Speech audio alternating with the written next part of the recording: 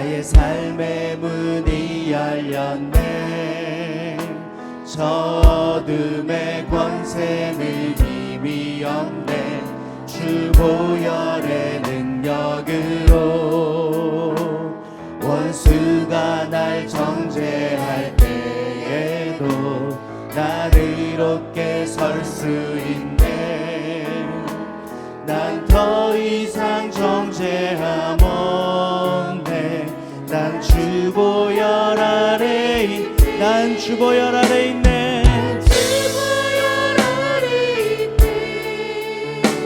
그 피로 내 죄 사했네. 하나님의 군들 날 거룩해 하시었네. 난 주 보혈 아래 있네. 난 원수의 어떠한 공격에도 더 이상 넘어지지 않네. 난 주 보혈 아래 있네. 6월절 어린 양의 피로 나의 삶의 문이 열렸네. 저 어둠의 권세는 힘이 없네. 주 보혈의 능력으로 원수가 날 정죄할 때에도 난 의롭게 설 수 있네. 난 더 이상 정죄함 없네. 난 주 보혈 아래 있네. 난 주 보혈 아래 있네. 그 피로 내 죄 사했네. 하나님의 군들 날 거룩해 하시었네. 난 주 보혈 아래 있네. 난 원수의 어떠한 공격에도 더 이상 넘어지지 않네. 난 주 보혈 아래 있네.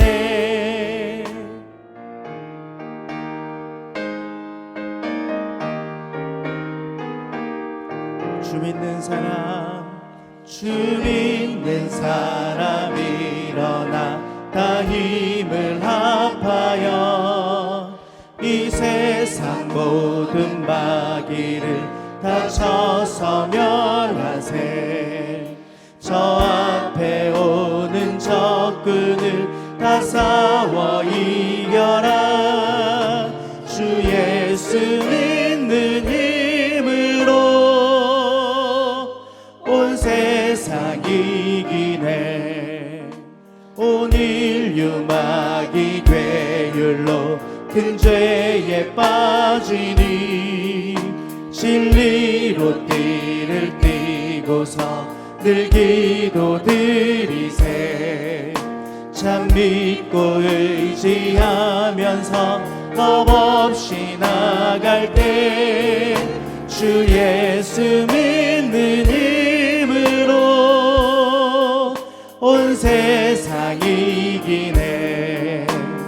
믿음이 이기네. 믿음이 이기네. 주 예수를 믿음이 온 세상 이기네. 끝까지 이긴 자에게 흰 옷을 입히고 또 영생 복을 주시니 참 기쁜 일일세. 이 어두운 세상 지나서 저 천성 가도록 주 예수 믿는 힘으로 온 세상 이기네. 믿음이 이기네. 믿음이 이기네. 주 예수를 믿음이 온 세상 믿음이 이기네.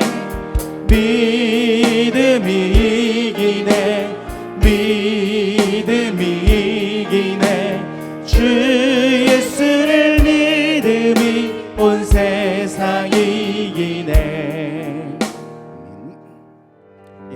주님의 큰 능력을 박수로 치면서 고백하겠습니다.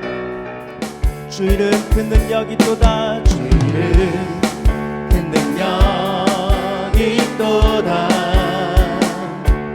난 믿네 그 이름 예수의 그 이름 부를 때 새 생명 얻었네. 마귀는 떠나가고 갇힌 자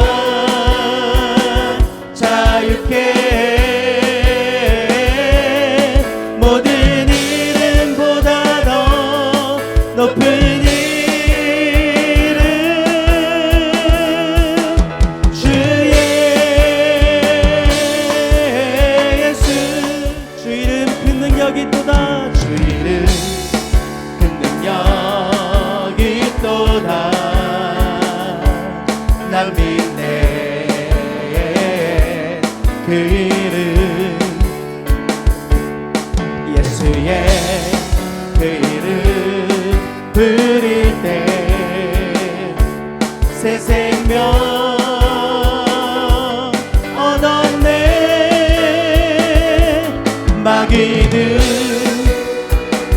떠나가고 갇힌 자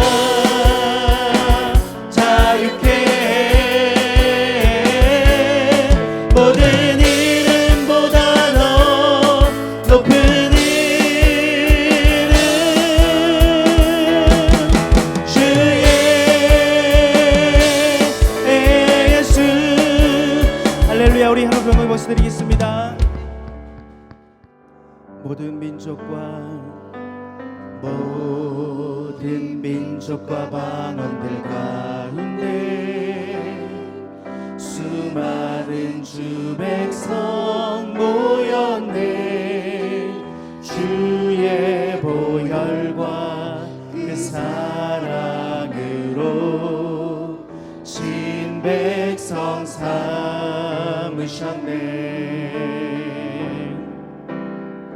주를 향한 감사와 찬양을 말로 다 표현할 수 없네.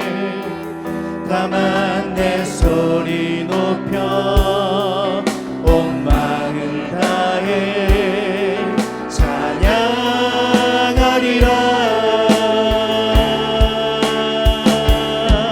할렐루야 할렐루야 할렐루야.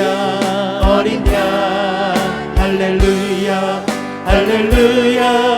주의 보혈 덮으사 모든 족속 모든 방언 모든 백성 열방이 모든 영광 모든 존귀 모든 찬양 주께 드리네. 어린 양 피로 씻어진 우리 두 손 들고 어린 양 피로 씻어진 우리는 은혜로 주 앞에 서 있네. 주 이름으로 자녀된 우리 겸손히 구하오니 주의 능력 우리에게 베푸사 주를 더욱 알게 하소서. 그때의 모든 나라 주 영광 보며 경배하리라.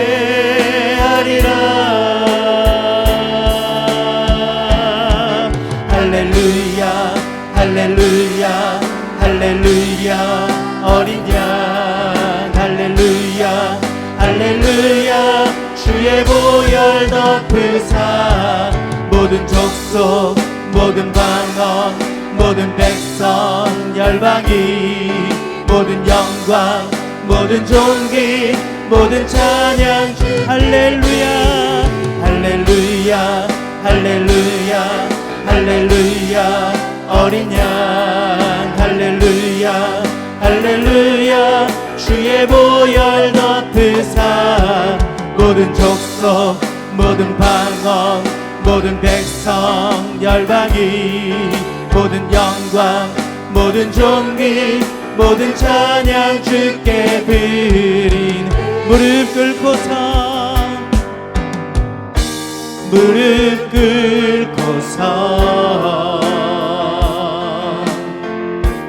다 함께 고백해 만유의 주님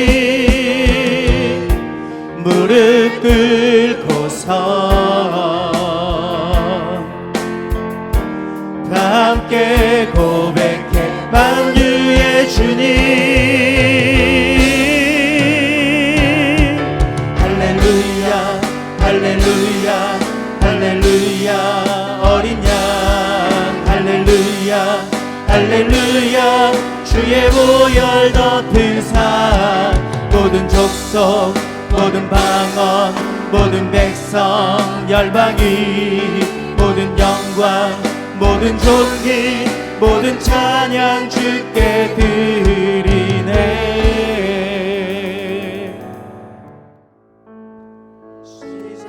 시작됐네 우리 주님의 능력이 나의 삶을 다스리고 새롭게 하네 자유하네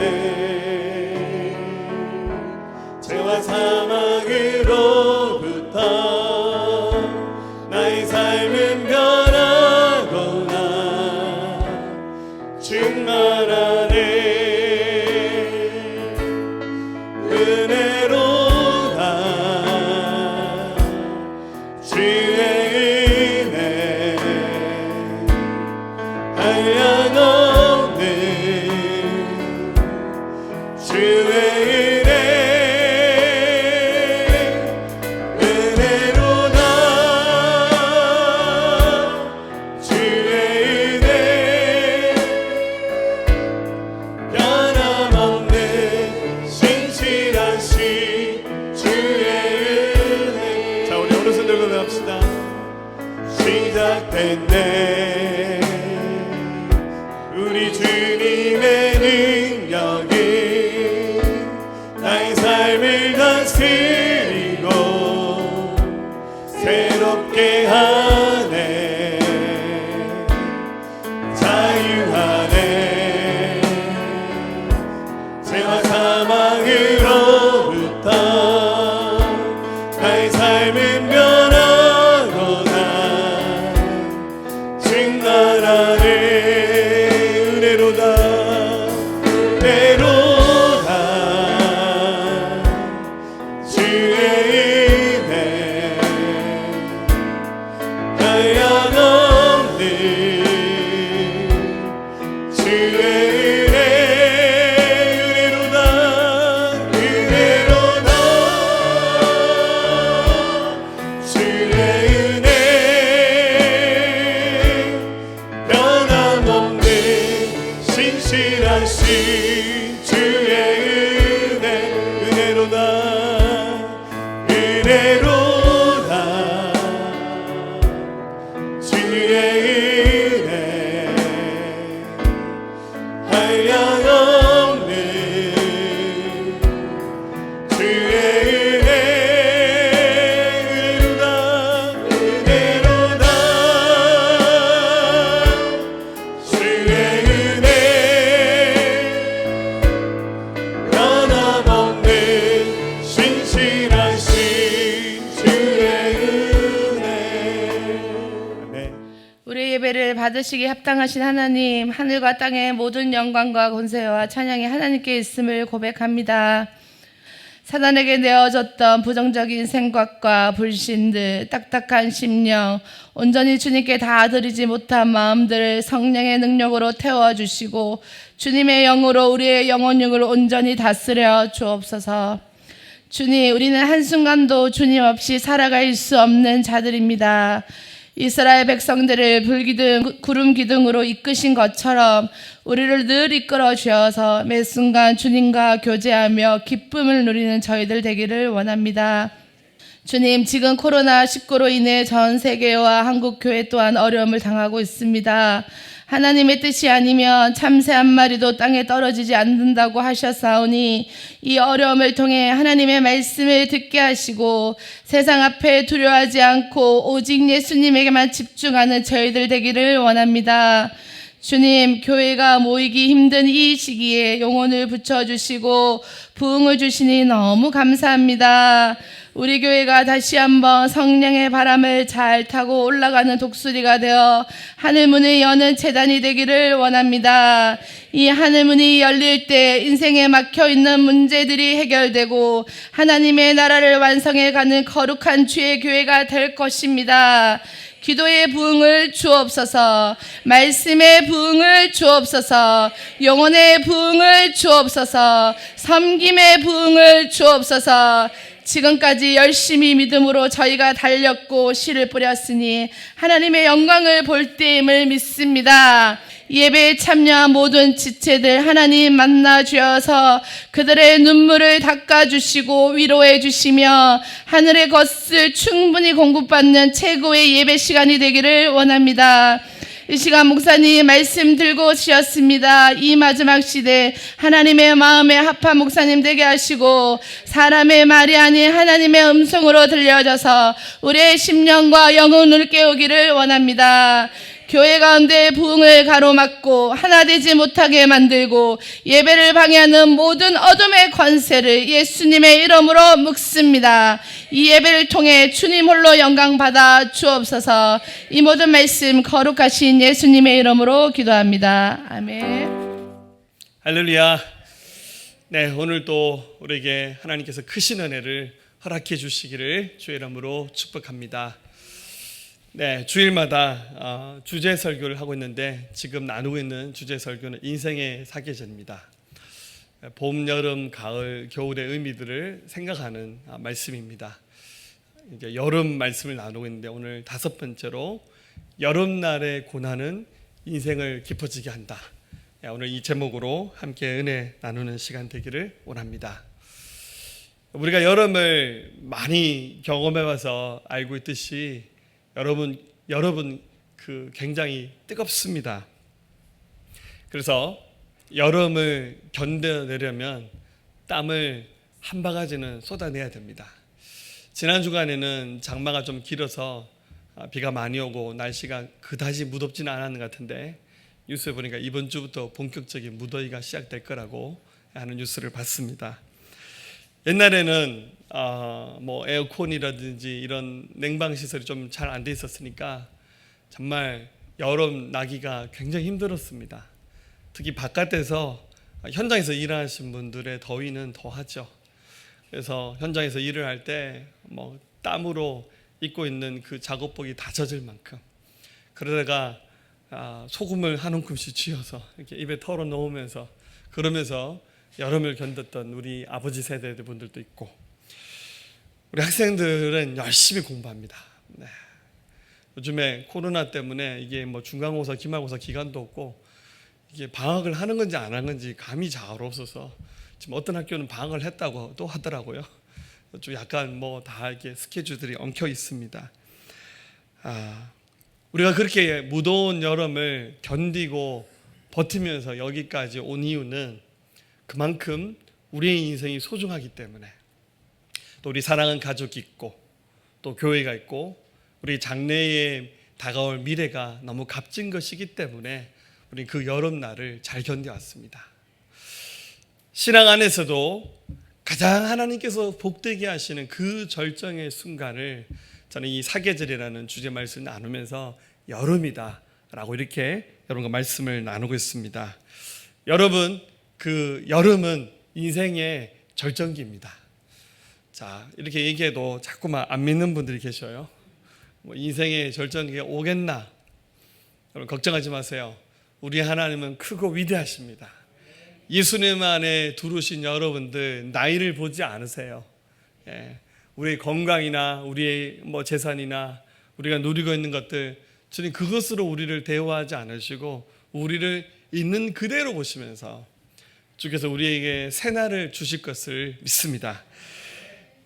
근데 이 인생의 여름날을 맞이하고 있는데 어떤 점에서 참 신앙의 절정기와 같은 때를 보내고 있는데 문득문득 우리 삶에 고난도 참 많아요. 어려움도 많습니다. 인생의 여름날도 굉장히 뜨겁습니다. 그래서 그 고난 앞에 많이 넘어지기도 하고 힘겨워하기도 합니다. 그럼에도 불구하고 우리가 이 인생의 여름날을 보내면서 우리가 맞이하고 있는 이 고난들을 겪으면서 우리는 절대 포기하지 않아야 됩니다. 왜냐하면 주님이 우리를 도우시기 때문입니다. 반드시 주님께서 승리를 주실 겁니다. 그 승리의 모든 그 원천은 바로 믿음입니다. 그래서 요한 1서 5장 4절에서 무릇 하나님께로부터 난 자마다 세상을 이기느냐, 세상을 이기는 승리는 이것이니 우리의 믿음이니라. 믿음으로 우리는 바로 이 세상의 모든 고난을 이길 수 있다라고 약속해 주셨습니다. 자, 여러분들 분명히 예수님 안에서 새로운 삶이 시작됐기 때문에 제가 감히 여러분 인생의 여름날이 시작되었다라고 이렇게 말씀드리지만 우리 삶에 해결되지 않는 고난과 어려움들, 또 예기치 못했던 그 고난들 앞에서 마음이 쫄아드신 분들 계신다면 오늘 이 말씀을 통해서 우리 주님을 더 깊이 볼 수 있었으면 좋겠습니다. 이것은 주님께서 우리를 망하게 하시려고 내버려 두신 채찍이 아니라 더욱 강하게 준비대로 허락하신 주님이 주신 축복의 또 다른 이름이다. 오늘 이렇게 이 말씀을 함께 볼 수 있었으면 좋겠습니다. 자, 한번 따라 해봅시다. 여름날의 고난은 인생을 더 깊어지게 한다. 자, 다시 합니다. 자, 여름날의 고난은 인생을 더 깊어지게 한다. 자, 인생의 절정기와 같은 그 여름날에 이유 없이 고난이 찾아오는 경우가 있습니다. 그 주인공은 오늘 이 본문에 나오는 욥이라는 사람입니다. 욥이라는 사람은 인생의 여름, 최고의 절정기를 살고 있던 그 순간에 예기치 못했던 고난을 맞이하게 됩니다. 이 사람은 동방의 의인으로 불렸던 굉장히 믿음이 좋았던 사람입니다. 성경학자들은 욥을 성경에 나오는 아브라함과 동시대의 인물로 추측합니다. 그러니까 아브라함이 BC 2000년경의 사람이니까 욥은 지금부터 4000년 전에 살았던 사람입니다. 그가 살았던 지역은 에돔 땅 우스라는 도시에 살았는데 지금의 요르단, 이라크, 사우디아라비아 이쯤에 해당하는 페르시아 어느 지방에 살았던 한 인물입니다. 자, 성경을 보면 욥기 1장에 보면 이렇게 소개되어 있습니다. 우스 땅에 욥이라 불리는 사람이 있었는데 그 사람은 온전하고 정직하여 하나님을 경외하며 악에서 떠난 자더라. 그에게 아들 7과 딸 3이 태어나니라. 그의 소유물은 양이 7,000마리요, 낙타가 3,000마리요, 소가 500결이요, 암나귀가 500마리요, 종도 많이 있었으니 이 사람은 동방 사람 중에 가장 훌륭한 자라. 이까지는 굉장히 좋죠. 믿음도 좋았고 자녀가 10이나 되고 재산도 어마어마했습니다. 사절에 그의 자녀들이 자기 생일에 각각 자기 집에서 잔치를 베풀고 그의 누이 3명도 청하여 함께 먹고 마시더라. 그들이 차례대로 잔치를 끝내면 욥이 그들을 불러다가 성결하게 하되 아침에 일어나서 그들의 명수대로 번제를 드렸으니 이는 욥이 말하기를 혹시 내 아들들이 죄를 범하여 마음으로 하나님을 욕되게 하였을까 함이라. 욥의 행위가 항상 이러하더라. 자, 욥이 어떻게 신앙생활을 했는지 그 살아가는 자녀들이 집에서 뭐 친구들 불러서 파티를 한 거죠. 술도 한잔 마시고 뭐 그랬겠죠. 근데 그 다음날 되면 혹시 우리 아이들이 너무 지나치게 그러다가 하나님께 죄를 지었을지 모른다 싶은 생각이 들어서 아이들 명수대로 제물을 준비해서 따로 하나님께 제사를 지내면서 굉장히 경건한 믿음 생활을 했던 사람입니다. 좀 평범했지만 여러모로 괜찮은 인생을 살았던 뭐 그런 인물이 바로 욥이라는 사람입니다. 이 욥은 그 이제 족보가 안 나온 사람이에요. 부모님이 누군지 그 할아버지 누군지 모르지만 어쨌거나 성경은 이제 아브라함 중심으로 기록이 됐기 때문에 아브라함이 아닌 다른 그 창세기 나오는 믿음의 사람들의 한 후손일 가능성이 많겠죠. 그런데 이런 욥에게 어느 날 이유를 알지 못하는 고난이 찾아옵니다. 어떤 일이 시작됐냐면 그에게 갑자기 몸에 질병이 생겨났어요. 지금이야 의사들이 있으니까 뭐 진단만 웬만한 병 다 원인을 찾죠. 근데 그때 당시 이 욥에게 찾아온 그 병을 도무지 진단할 수 없는 이 몸에 악창이 났다 그렇게 표현됐는데 막 피부가 썩어 들어가면서 고름이 막 흐르는 거예요. 너무너무 간지러워서 그 기와장을 그 돌이잖아요. 그걸 가지고 몸을 긁었다는 거예요. 이렇게 뭐 아토피가 심한 건지 뭐 어떤 분은 대상포진이라고 얘기하기도 하고, 근데 그보다 좀 더 심한 병이었던 것 같아요. 그러니까 몸에 온몸에 악창이 생겨서 몸에서 썩는 냄새가 날 정도의 질병이 찾아왔습니다. 축복의 대명사잖아요. 욥은요. 누가 봐도 와, 저가 섬기는 하나님 대단하시다. 어떻게 저렇게 복을 주시고 저 사람 저렇게 괜찮게 사나 했는데 이게 몸에 질병이 찾아와서 넘어졌습니다. 그리고는 도둑대가 나타나서 순식간에 욥이 가졌던 그 재산들을 다 훔쳐가 버려요. 소떼, 양떼, 낙타떼를 훔쳐가 버리고 일하는 종들 다 도망가 버리고, 그리고 너무 충격적이었던 것은 10자녀가 아까 파티하는 걸 좋아했잖아요. 애들이 같이 먹고 마시고 있던 그 집에 태풍이 지나가면서요, 순식간에 집이 무너져서 그 10자녀가 그 집에 깔려서 다 같이 죽어버렸어요.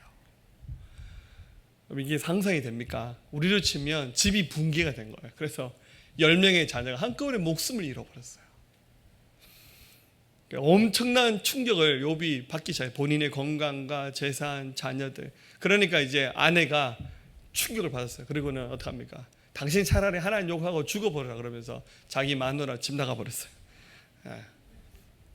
그리고는 옆에 있었던 친구들, 돈 많고 잘 나갈 때는 와서 이렇게 막 아부도하면서 좋은 척 했는데 욥이 완전히 거지 되고 다 잃어버리니까 찾아와서 어떡합니까? 그를 향해서 비난하고, 내가 보니까 너 뒤에서 몰래 죄를 지어서 하나님 벌 준 것 같다. 새 친구가 찾아와서 얘기하는데 핵심은 그거야. 너 뒤에서 호박씨 많이 깠지. 그래서 하나님 너 친 거야. 그게 설사 사실을 할지라도 상황이 상황인데 그렇게 얘기하는 건 아니죠. 사실도 아니었고 사실은. 욥은 순식간에 축복의 대명사에서 저주의 대명사로 삶이 완전히 무너져 버렸습니다. 여러분, 우리 중에 이 욥만큼 이만한 고난을 겪어본 사람이 있습니까? 제가 알기로는 우리 새생명교회 공동체 안에는 이 정도의 환난 당하신 분은 없는 줄 압니다. 근데 바깥에 찾아보면 좀 비슷하게 환난을 겪어본 분들은 더러 있는 것 같아요. 이런 욥은 차라리 처음부터 가난했고 처음부터 뭐 자식도 없고 뭐 그랬더라면 인생의 여름의 절정기가 아니잖아요. 욥은 최고의 절정기에 서 있다가 이유를 알지 못하는 고난 앞에 무너져 버리니까 이게 더 황당하고 좀 황망하고 어쩐 점에서 더 아팠습니다. 여러분, 그 순간 욥이 얼마나 많은 좌절감을 느꼈을 것이고 얼마나 많은 눈물을 흘렸을까요? 아마 죽은 10자녀들 얼굴이 다 떠오르면서 하나님, 내가 신앙생활한 게 이게 다 뭡니까? 굉장히 많은 그런 아픔들이 그의 삶에 지나갔을 겁니다. 또 심지어 하나님 앞에 좀 원망하는 독한 말들도 욥도 쏟아냅니다. 사람이니까 그게 정상이에요, 여러분들. 차라리 사람이 눈물이 날 때 좀 많이 울어야 이게 정서적으로 해소가 되는데, 우리 또 유교의 문화는 뭡니까? 남자는 울면 안 돼, 이런 거예요. 울고 참아. 사실 굉장히 그게 나쁜 우리의 가르침들입니다. 정서적으로 기쁠 때 웃어야 되고 슬플 때 울도록 이렇게 배워야 되는데 너무 이게 억누르면서 사는 것을 우리가 교육받았는데 이게 사실 좋은 문화는 아닌 것 같아요. 결론적인 얘기입니다. 고난은 반드시 지나갑니다. 욥의 이 어마어마한 고난들이 나중에 결국 다 지나갑니다. 결국 이 고난을 통해서 우리는 하나님을 경험하게 되어 있고요. 이것을 통해서 어느 순간에 이렇게 고백하는 날도 옵니다. 행복은 고난을 통해서 찾아오는 것이고 고난은 주님을 만나게 되는 통로이다. 네, 그냥 나오는 고백은 아닙니다. 저와 여러분들이 이 고백을 할 수 있기를 주의 이름으로 축복합니다. 그러면 고난은 우리 인생의 절정기 이 여름에 맞이하게 된 그 고난은 시험입니까? 축복입니까? 한번 생각해 보세요. 고난이 시험입니까? 축복입니까? 자, 이게 믿음으로 하시는 것 같은데 진심으로 하셔야 돼요. 고난이 시험인지 축복인지 한번 잘 생각해 보세요. 시험인가요? 네, 맞습니다. 자, 그런데 한번 하나님이 왜 욥을 시험하셨을까? 욥 얘기를 하지만 사실 이제 자기 얘기입니다. 하나님 왜 욥을 인생의 절정기 그 순간에 흔들어 놓으셨을까요? 이제 그 얘기를 제가 쭉 하겠지만 진짜 정답은 하나님이 아시고 또 그 당사자인 욥이 아는 겁니다. 저희가 추측은 해보고 생각은 해볼 수 있지만 다 할 수는 없어요. 자, 믿음으로 살아가는 삶이 왜 힘듭니까? 여러분들 신앙생활 열심히 하시는데 왜 힘듭니까? 왜 나는 이유를 알지 못하는 고난당한다는 느낌이 이렇게 많이 드는 걸까? 하나님은 왜 나를 이렇게 힘들게 만드실까? 내가 신앙생활 하루 이틀 한 게 아니라 굉장히 길게 신앙생활 했는데 하나님 왜 나를 이렇게 늘 힘들게 만드실까? 그 질문을 던지시면서 생각해 보셨으면 좋겠어요.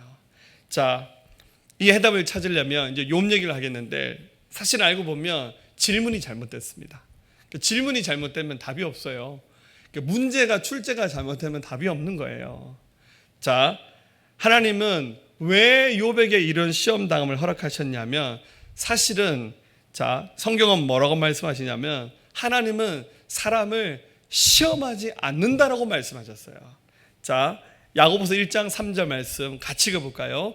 사람이 시험을 받을 때 내가 하나님께 시험을 받는다 하지 말지니 하나님은 악에게 시험을 받지도 아니하시고 친히 아무도 시험하지 아니하시니라. 아멘. 자, 성경은 분명히 말합니다. 하나님은 사람을 시험하지 않으세요. 그래서 오염을 당할 때 내가 시험 들었다 이렇게 말을 하는데 자, 질문이 들렸어요. 하나님은 사람 시험하지 않으세요. 그러면 내가 당하는 거는 시험이 아니고 도대체 뭡니까? 분명히 제가 정답을 미리 말했어요. 시험과 고난은 축복이다. 근데 이 속에서는 이게 뭐 축복입니까? 여러분들 자녀 10명이 동시에 죽어버렸는데 건강 잃어버리고 마누라 잃어버리고 재산 다 잃어버렸는데 그게 무슨 축복입니까? 여러분들 그걸 축복이라고 박수 쳐줄 사람이 전 세계에 한 명을 느꼈어요? 없어요. 근데 하나님은 시험하지 않는다고 하셨잖아요. 여기서 여러분들 이 시험이라는 말을 좀 잘 생각했으면 좋겠는데요. 이 시험이라는 말은 두 가지 의미로 성경에서 사용이 됐습니다. 첫 번째는 영어입니다. 제가 영어를 좋아하지 않는데 템프트라는 단어로 사용된 이 말은 유혹하다, 끌다, 꿰이다 그런 뜻입니다. 그리고 또 시험이라는 말은 테스트한다. 이 두 가지 의미가 있습니다. 그럼 하나님은 사람을 시험하지 않는다라는 말은 첫 번째 말입니다. 하나님은 사람을 유혹해서 꿰어서 죄짓게 만들고 넘어지는 일을 하나님은 절대로 하지 않습니다. 성경 분명히 말씀하셨어요. 그 누가 하는 짓이냐면 사탄 마귀가 하는 짓이에요. 그러나 하나님은 테스트할 수 있습니다. 그런 시험은 가능하다는 거예요. 근데 자, 저는 테스트도 싫은데요. 잘 보세요. 여러분 학교 다니셨잖아요. 중간 기말고사를 쳐요. 저도 지금도 공부를 하고 있지만 시험과 숙제 빼고는 저는 다 좋더라고요. 공부는 너무너무 좋은데 시험과 숙제는 짧은 기간에 뭘 외워야 되고 이렇게 막 정리해야 되니까 그게 너무 힘들더라고요. 그런데 공부한 학생들이 성숙하지 않으면 시험이 없으면 공부를 열심히 안 해요. 요즘에 뭐 자율학기 해가지고 우리 집에 둘째는 중학교 1학년인데 1년 내내 중앙기말고사 시험이 없대요. 이 코로나 때문에 학교도 잘 안 가지 시험은 또 없지. 그래서 제가 진작에 물었어요. 도연아, 공부하고 있는 거 맞니? 모르겠어요. 시험이 없으니까. 테스트가 있으면 그 테스트에 통과하기 위해서 많이 노력하고 준비하다 보니까 실력이 향상이 되는 거예요. 근데 여러분들, 학교 선생님이 아이들에게 시험 문제를 주는 것은 그 시험에 낙제하는 순간 너 학교 나오지 마. 넌 앞으로 장래 소망이 없는 놈이야. 때려쳐. 그런 목적으로 아이들에게 시험 문제를 주는 선생님들은 아무도 없어요. 이 테스트를 통과하고 이것을 통해서 많이 준비하면서 더 많이 자라나도록 그렇게 하는 것이 바로 테스트라는 시험입니다. 여러분, 하나님은 사람을 유혹해서 넘어지게 하시는 분이 아닙니다. 그래서 여러분들, 우리가 어떤 시험거리가 다가올 때 이것이 나를 망하게 하고 나로 하여금 죄짓게 만들고 나로 하여금 완전 무너지게 만드는 유혹하는 시험인지 나를 하나님께서 더 강하게 만드시는 하나님의 테스트하는 시험인지를 분별하셔야 돼요. 그래서 그런 하나님의 시험은 통과해야 되고 사단의 유혹은 이겨내야 됩니다. 할렐루야. 자, 욥이 어떻게 했습니까? 이 시험 당한 장면을 보면 욥이 당하는 이 시험은 사단이 주는 유혹이었습니다. 자, 그런데 사단이 어떤 목적과 이유를 가지고 이 욥의 삶을 흔들어 놔버렸어요. 뭐 여러 가지 이유였겠죠. 그 이유를 제가 다 알지는 못해요. 사단이 욥을 한번 흔들어 보고 싶어서 흔드는 거예요. 그런데 더 크게 보면, 더 큰 그림을 보면 사단은 절대 지 맘대로 못해요. 하나님이 허락하시는 범주 안에서 그것이 가능한 거예요. 자, 욥기 1장 10절, 주께서 그와 그의 집과 그의 모든 소유를 울타리로 두르심 때문이 아니니까. 이거 사단이 하는 말이에요. 주께서 그의 손으로 하는 바를 복되게 하사 그의 소유물이 땅에 넘치게 하셨음이니이다. 이제 주의 손을 펴서 그의 모든 소유물을 치소서. 그리하면 틀림없이 주를 향하여 욕하지 않겠나이까. 이거 이제 마귀가 한 말이에요. 근데 마귀가요 굉장히 똑똑해요. 욥이 저렇게 잘 사는 것은 하나님이 울타리가 되셔서, 10절 다시 보면 하나님이 펜스가 되셔서 그의 삶을 두르시고 지키기 때문에 욥이 저렇게 잘 사는 거예요. 인생의 여름에 있는 거라는 거죠. 하나님이 하나님의 손으로 그가 하는 모든 것을 복되게 하셨다고, 소유물이 땅에 넘치게 했다고. 그거 다 누가 한 거예요? 하나님이 허락하신 거예요. 근데 마귀는 좀 셈이 났어요. 우리 그 하나님이 허락하신 하나님의 의도를 우리 다 이해하지 못하지만 마귀가 말하기를 자기가 욥을 칠 수 있도록 하나님의 허락을 구하는 거예요. 이게 하나죠. 그래서 하나님이 어떻게 합니까? 일정 부분, 여호와께서 사탄에게 이르시되 내가 그의 소유물을 다 내 손에 맡기노라. 다만 그의 몸에는 내 손을 대지 말지니라. 사탄이 곧 여호와 앞에서 물러가니라. 하나님이 그래, 너는 욥의 생명을 손댈 수 없다. 그거 외에 내가 욥의 모든 것을 너에게 맡겨볼 테니까 한번 해보라고 합니다. 자, 하나님과 사단이 딜을 한 것이 아닙니다, 여러분들. 그래서 우리가 다 이해하지 못하는 하나님의 큰 그림 세계에서 일어난 사건입니다. 그래서 어떡합니까? 마귀가 욥을 시험하는 겁니다. 그래서 막 1, 2, 3 그냥 계속 얻어 터지는 거죠. 그런데 하나님의 허락하시는 범위 안에서 일어나는 사건이라는 거죠. 사랑하는 여러분들, 자, 여러분 인생 가운데 예기치 못한 많은 어려움들, 정말 이것은 하나님이 나를 더 강하게 하시는 테스트의 일부분이라면 여러분들 그것은 잘 견디시면서 이겨내시면 돼요. 그런데 내가 당하는 고난이 마귀가 시샘에서 나를 흔들어 놓는 것이라면 잘 분별을 해야 돼요. 여러분, 마귀는요 말씀을 못 듣게 만들어요. 신앙생활의 중심인 교회 생활을 방해합니다. 좀 말씀드릴 때 졸리게 만들고 딴생각하게 만들고 교회와 멀어지게 만들어요. 왜냐하면 신앙생활의 중심은 교회거든요. 요즘은 특히 이 마귀들이 인터넷을 통해서 교회를 너무 많이 흔들어놔요. 교회에 대한 부정적인 기사가 너무 많이 올라와요. 왜 그렇게 교회와 무슨 목사님들, 뭐 교회가 하는 일들이 왜 이렇게 많이 깝니까? 뭐 코로나 바이러스 걸리는 게 죄입니까? 여러분 감기 걸리듯이 코로나 걸릴 수 있어요. 근데 꼭 교회에서 걸린 거는 엄청 부강을 시키고, 저 서울에 무슨 게이 클럽에서 막 별짓을 다 하면서 걸린 거는 막 인권 보호한다면서 막 당신들 노출 안 시켜주더니 와서 검사 받으라고. 교회는 완전히 그냥 신상털기해서 걸리면 교회 이름 뉴스에 다 나가버리고, 그러니까 막 교회가 무슨 예배 드린 게 뭐 잘못한 거예요? 이게 마귀가 굉장히 교회를 많이 흔들어 놓고 있습니다. 근데 우리 개인의 삶도 마찬가지예요. 자꾸만 하나님부터 멀어지는 삶을 살게 만드는 거예요.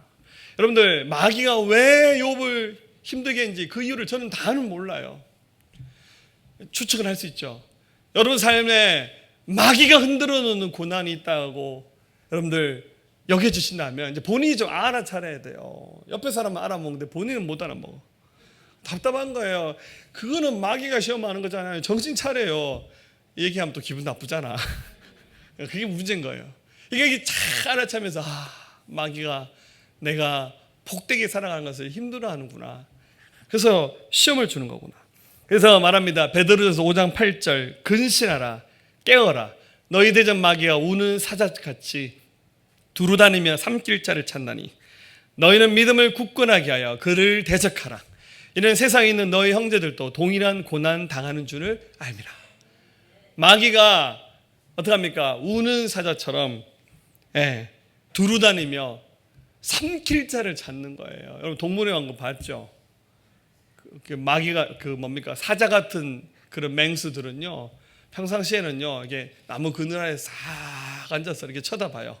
쳐다보면 저 들판에 연약한 짐승들 있잖아요. 물 먹고 뭐 풀 뜯어 먹고 이렇게 봐요 이렇게. 근데 보면 꼭 얼빠간 놈이 한 명씩 있어요. 죄송합니다. 제가 오늘부터 표준말 쓰려고 했는데, 이렇게 보면 무리에서 벗어나서, 교회랑 비슷하죠. 혼자서 있잖아요. 이렇게 엄마 아빠의 품을 떠나가지고 막 이렇게 약간 좀 무방비 상태에 있는 그런 것들 보고 사자가 다 봅니다. 계산합니다. 뛰어가는데 10초, 제가 피하는데 5초, 시간을 다 계산하면서 순식간에 날아가지고 그 놈을 딱 낚아채서 들고 가버리는 거예요.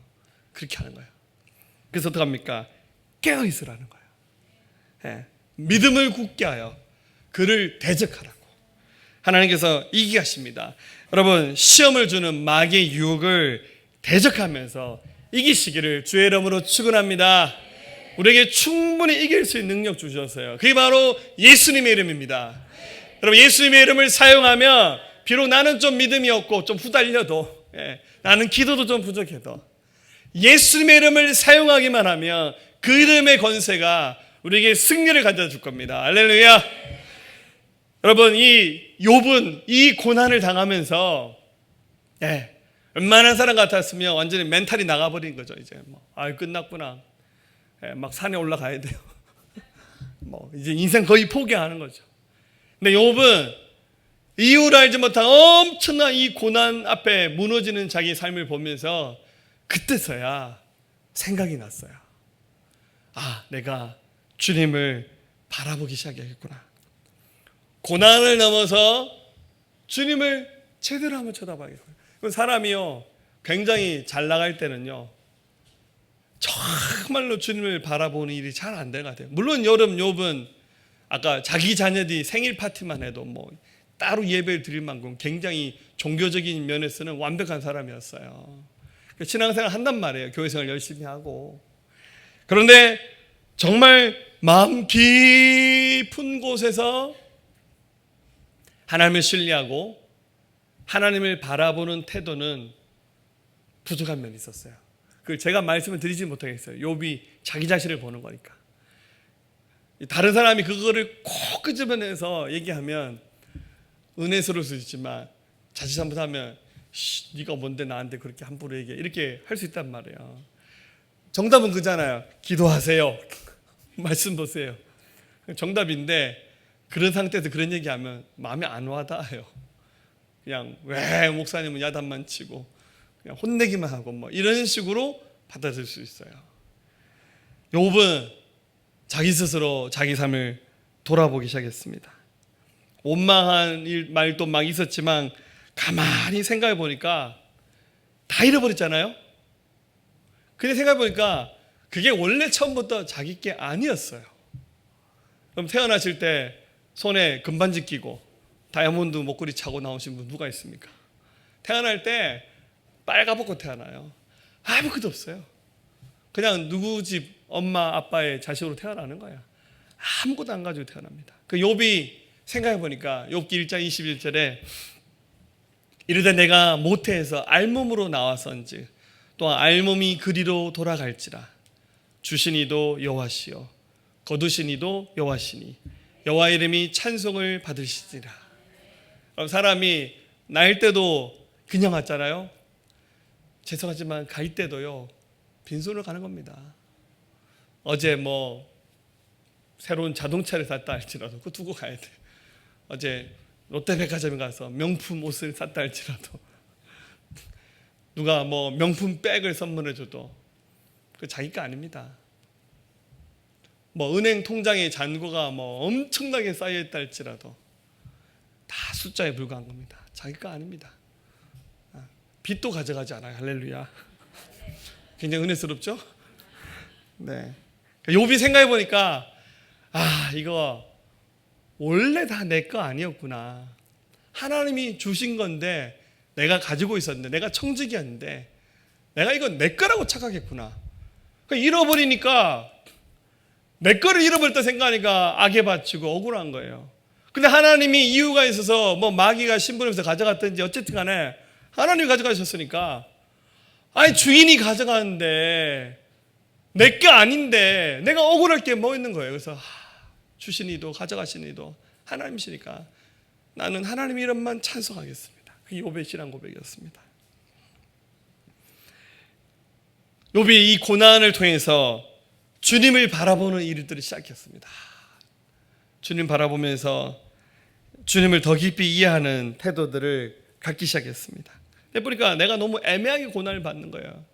차라리 인생의 절정기에 고난을 당한 것이 아니라 처음부터 뭐 언제 그냥 엉망으로 살다가 얻어터졌으면 원래 내가 죄인이니까 이게 되는데 욥이 좀 괜찮은 사람이었단 말이에요. 왜 내가 이런 고난을 받을까? 손가락질 받을 만한 사람은 아니었는데. 그래서 욥이 어떻게 합니까? 반항하는 마음도 막 생겼어요. 23장 2절에 오늘도 내게 반항하는 마음과 근심이 나니 내가 받는 재앙이 탄식보다 무겁다. 이게 마음이 어떻게 합니까? 조증 환자처럼 좋았다가 나빴다가. 아까 얘기했잖아요. 고난이 축복인가 저주인가. 아까 지금 축복이라는 분도 있고 저주라는 분도 있는데 사실 이 말이 그때도 다른 거예요. 그래 고난이 축복이지. 또 뒤돌아서서 너무 현실이 어려우면 축복은 무슨 축복 그냥 죽겠는데 뭐 이러면서 이 마음이 뭐 왔다 갔다 하는 거예요. 욥이 이렇게 기도합니다. 23장 3절에 내가 어찌하면 하나님을 발견하고 그의 초소에 나아가랴. 어찌하면 그 앞에서 내가 호소하며 변론한 말을 내 입에 채우고 내게 대답하시는 말씀을 내가 알며 내게 이르신 것을 내가 깨달으랴. 내가 어떻게 하면 하나님을 발견하고 그분의 처소 앞에 더 깊이 나갈 수 있을까? 내가 어떻게 하면 주님께 나가서 이 고난 당함의 이유를 지금 제가 발견할 수 있을까요? 욥이 너무너무 답답했습니다. 또 어느 날은 이렇게 기도합니다. 23절 8절 그런데 내가 앞으로 가도 그가 안에 계시고 뒤로 가도 보이지 아니하며 그가 왼편에서 일하시나 내가 만날 수 없고 그가 오른편으로 돌이키시나 배울 수 없구나. 굉장히 솔직한 정직한 마음이 왔다 갔다 하는 그의 기도가 하나님 앞에 올려졌습니다. 그러나 시간이 지나면서 욥은 점점 더 깊이 제대로 하나님을 바라보는 일들을 시작합니다. 정말 그렇더라고요. 고난이 없는 사람들은 너무 평탄한 길을 가다 보니 하나님을 잘 안 찾아요. 신앙에 대해서 깊이 생각 안 해요. 복음 얘기하면 깊이 생각하지 않아요. 여러분들 뭐 죽음 얘기하면 건강한 사람은 그 죽음이 굉장히 먼 날 얘기처럼 생각해요. 근데 여러분들 저희가 병원전도 많이 가보잖아요. 우리 전도팀 병원전 저도 몇 번 따라갔는데 병원에 가서 전도하면요 거의 뭐 한 80~90%는요 다 믿겠다 그래요. 그리고 제가 질병을 위해서 기도해 드릴까 하면 기도해 주세요.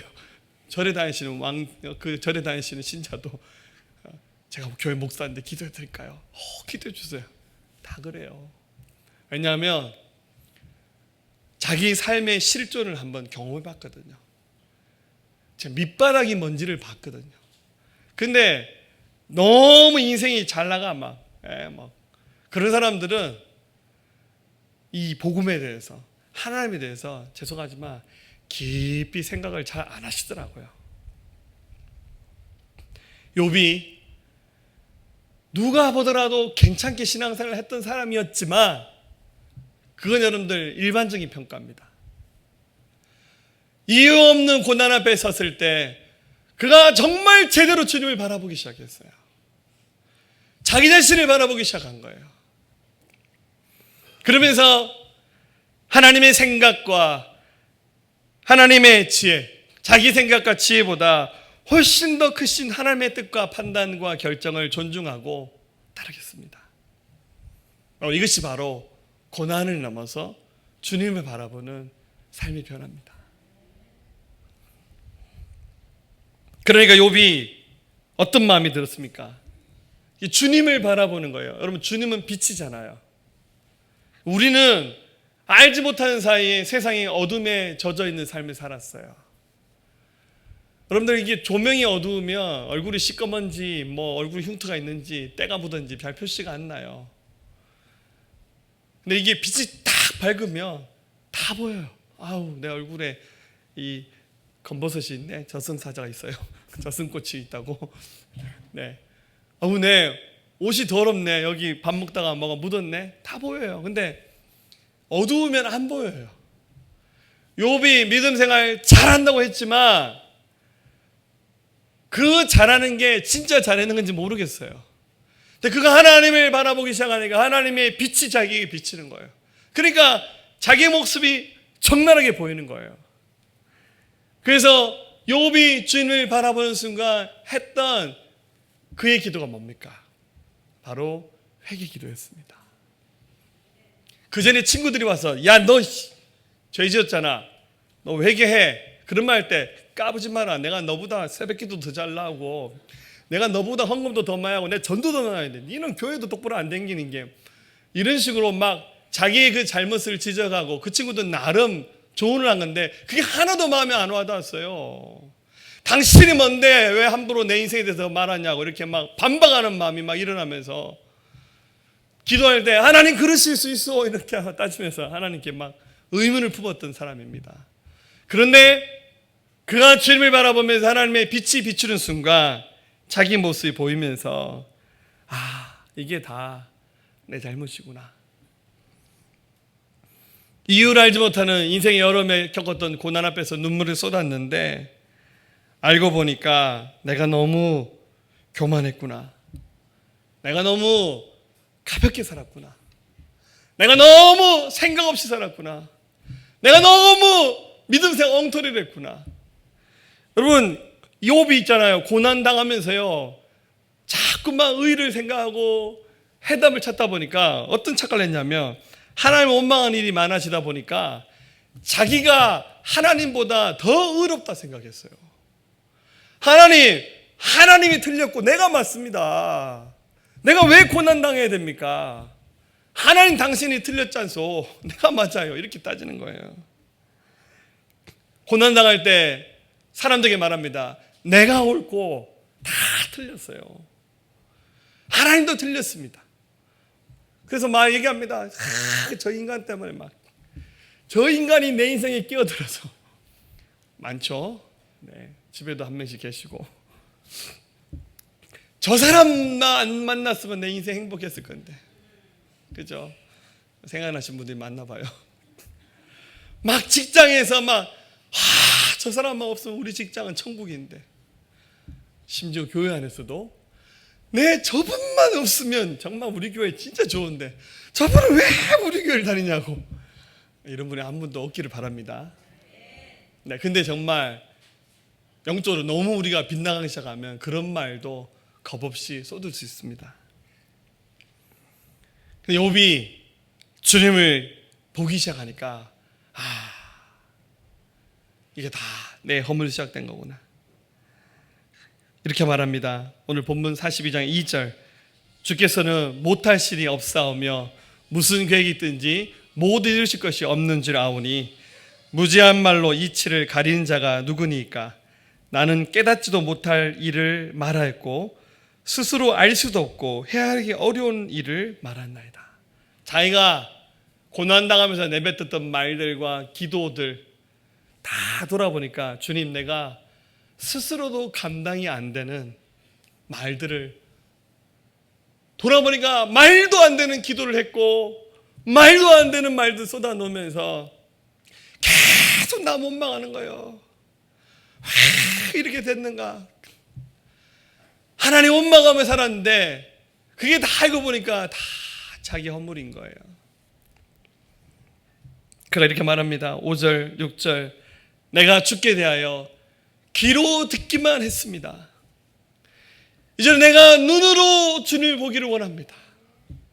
내가 지금까지는 누구를 통해서 들었던 하나님, 그냥 설교 시간에 듣는 그 정도의 하나님, 억지로 우리 마누라 따라가고 남편 따라가서 가정의 평화를 위해서 신앙생활하는 그 정도 수준이었는데, 이 고난을 통과하면서 주님, 제가 주님을 눈으로 보기 원합니다. 제가 정말 주님을 보기 원합니다.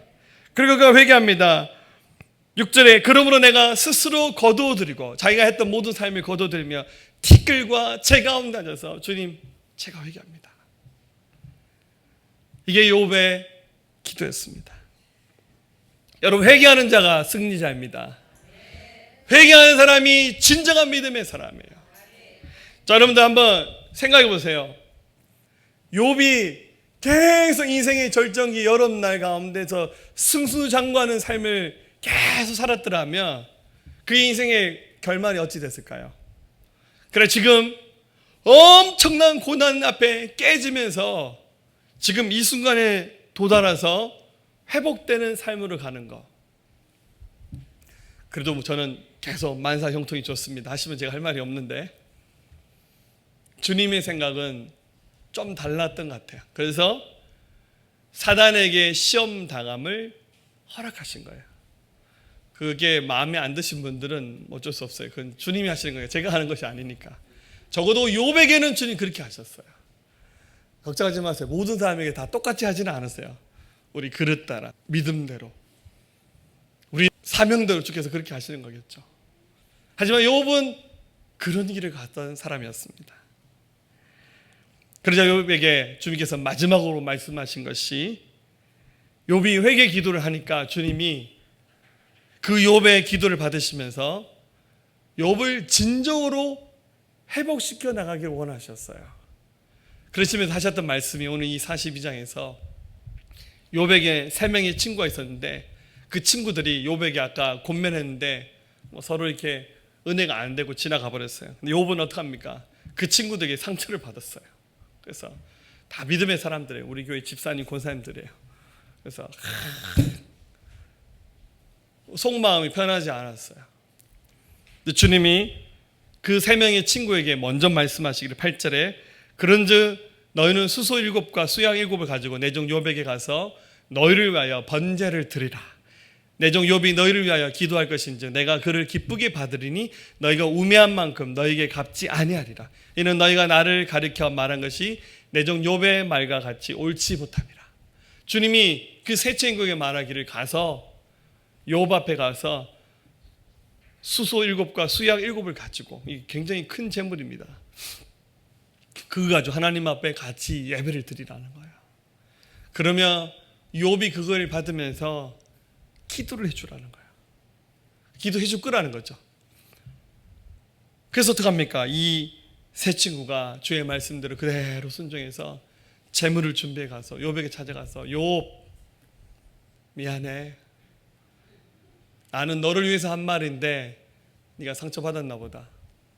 미안해 하면서 그 재물을 같이 태워서 주께 드렸어요. 그때 하나님이 그 예물을 받으시고 욥의 마음이 부드러워졌어요. 욥이 어떡합니까? 그 세 친구를 부둥켜 안고 그들을 축복하면서 기도합니다. 10절에 욥이 그의 친구들을 위하여 기도할 때 여호와께서 욥의 공경을 돌이키시고 여호와께서 욥에게 이전 소유보다 갑절이나 주시니라. 희한하죠? 욥이 그 친구들을 용서하는 기도를 했는데 그들이 관계가 다 회복이 됐어요. 그런데 그 일 이후에 욥이 잃어버렸던 것을 하나님이 되찾게 하셨는데 적어도 갑절 이상. 그리고 42장 그 다음 말씀 읽어보면 욥이 재산을 다시 회복합니다. 건강을 되찾습니다. 그리고 다시 결혼을 해서 자녀들을 다시 낳습니다. 그러고 난 다음에 적어도 140년 이상 다시 살면서 그 자녀들과 함께 이전의 삶과 비교할 수 없는 더 큰 축복을 누리는 다시 한번 축복의 대명사로 불려지게 되는 은혜의 삶을 살게 됩니다. 욥은 용서를 통해서 주님의 축복을 경험하게 됩니다. 그 용서는 선택이 아닌 순종해야 될 주의 명령입니다. 할렐루야.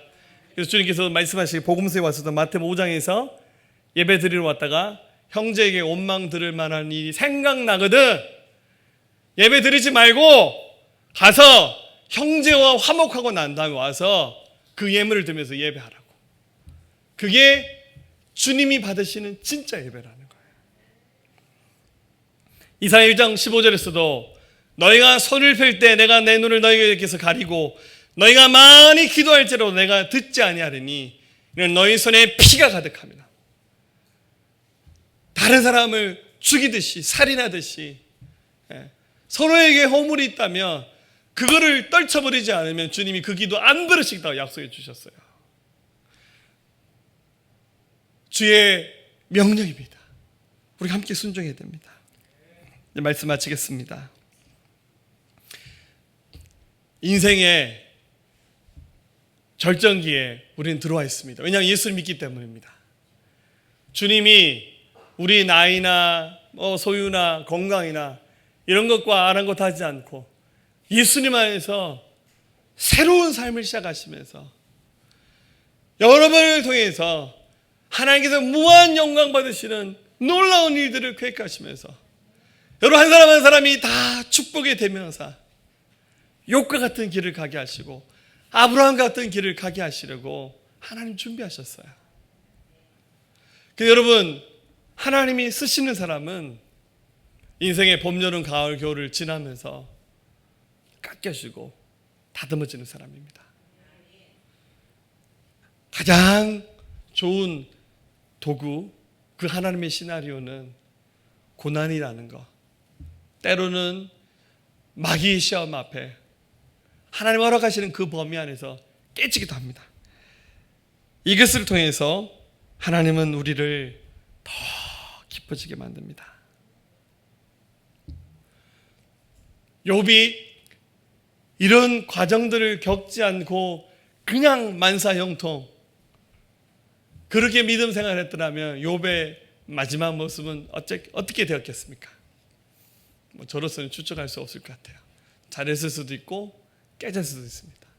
그래서 주님이 견딜 만한 고통과 아픔을 주시는 거예요.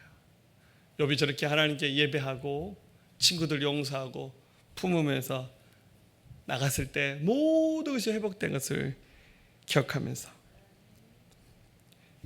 우리를 도우시는 주의 손길을 경험하길 바랍니다. 히브리서 2장 18절 그가 시험을 받아 고난을 당하셨은즉 시험 받는 자들을 능히 도우실 수 있느니라. 그분이 도우실 겁니다. 그분이 힘주십니다. 우리 하나님 우리 함께 하십니다. 모두가 승리의 삶을 사시기를 주의 이름으로 축원합니다. 아멘. 혹시 한번 가슴에 손을 얹겠습니다. 또 여러분 혹시 몸이 아픈 분들은 그 환처의 믿음으로 손 얹으시기 바랍니다. 살아계신 주님, 우리가 하나님을 다시 한번 바라보기 원합니다. 우리 믿음이 습관적인 믿음이었습니까? 예배드리고 말씀 읽고 기도한다 했지만 하나님의 마음을 헤아리지 못하고 내게 주신 축복들을, 내게 주신 소유와 사랑하는 자녀들, 내게 주신 하나님의 생업들, 이 모든 것이 은혜이고 축복이건만 이것들이 하나님을 바라보는데 장애물이 되어서 교만해져서 하나님을 바라보지 못하는 인생으로 살고 있지 않았습니까? 하나님, 우리가 종교인으로 타락한 채 하나님 외식하는 믿음으로 하나님 앞에 살아가고 있지 않았습니까? 다시 한번 우리의 마음이 겸손해지곤 합니다. 하나님을 바라보기 원합니다. 십자가를 바라보기 원합니다. 다시 한번 회복되게 하여 주시옵소서. 하나님의 마음을 가진 자들 되게 하여 주시옵소서. 우리 시대 하나님이 이 땅을 보시면서 아파하시고 영혼들 때문에 아파하신 하나님, 하나님 이 땅의 모든 역사를 바라보시며 한탄하시는 주의 소리를 듣는 자 되게 하시고 하나님이 기뻐하는 교회 이루어가며 가정을 이루어가며 우리 생업을 이루어갈 수 있는 우리 믿음의 사람들 되게 도와주시옵소서. 더 성숙하게 원합니다. 더 깊어지게 원합니다. 이 시간에 우리 연약한 육체도 맡깁니다. 질병을 고쳐 주시옵소서. 예수 그리스도 명령합니다. 모두 연약한 질병들은 고쳐질지어다, 치료될지어다. 예수 그리스도 명령한다. 치료될지어다. 상한 마음 고쳐질지어다. 용서하지 못하는 마음들 하나님 어루만져줘서 주의 마음으로 섬길 수 있는 마음 허락하여 주시옵소서. 치료하시고 역사하실 주님을 찬양합니다. 감사합니다. 예수님의 귀하신 이름으로 함께 기도하였습니다. 아멘. 할렐루야. 네, 주께서 우리의 반석이 되시면서 이 뜨거운 여름날 땀을 흘리며 살아갈 순간 하나님 함께 하실 겁니다. 우리 찬양 두 손 앞으로 내밀고 그렇게 올려드릴까요? 오 놀라운 구세주, 오 놀라운 구세주, 예수 내 주 참 능력의 주시로다. 큰 바위 및 안전한 그곳으로 내 영혼을 숨기시네. 주 예수님 공중에 임하실 때 나 일어나 맞이하리. 그 구원의 은총을 노래하리. 저 천군과 천사 함께. 아멘. 메마른 땅을 종일 오르나도 나 피곤치 아니하면 저 위험한 곳 내가 이를 때면 큰 바위에 숨기시고 주 손으로 덮으시